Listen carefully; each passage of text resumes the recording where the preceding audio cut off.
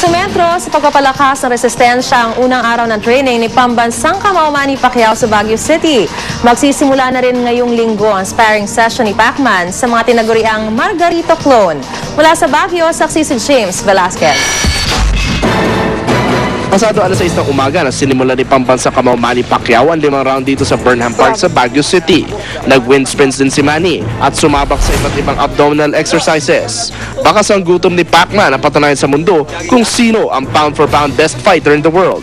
Sakali kasi mapatumba niya si Tijuana Tornado Antonio Margarito sa kanila sagupan sa rin sa Nobyembre, mapapasa kamay ni Manny ang bakanteng WBC Super Welterweight title, ang inaasam-asam niyang ika-8 kampyonato. Sa larangan ng boxing, karaniwan nagwawagi ang mga boksingero may kakaibang kombinasyon ng lakas, bilis, diskarte at tapang. Pero baliwala lahat ng ito, kundi sa tatagal sa ibabaw ng ring.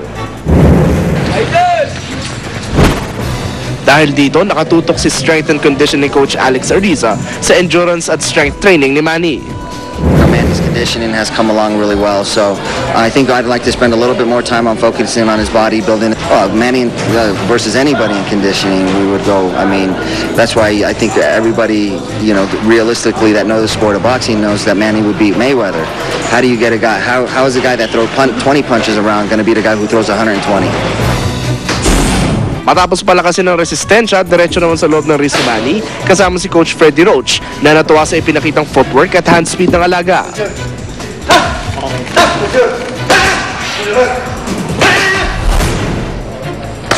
Ngayong linggo na rin nakatakda magsimula ang sparring sessions ni Manny kontra sa mga tinaguriang Margarito clones na sina Glenn Tapia ng New Jersey, USA at Michael Medina na tubong Mexico.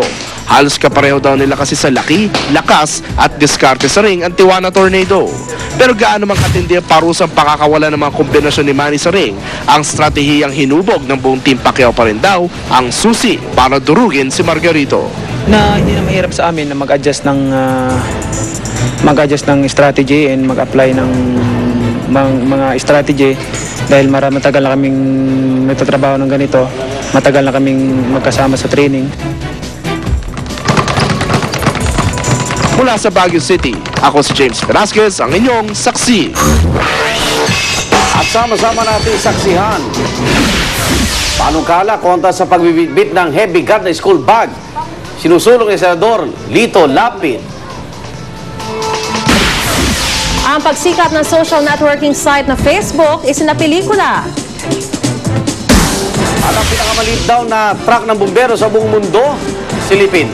Balitang hatid na nag-iisang liga ng katotohanan. Sama-sama natin pagiging saksi.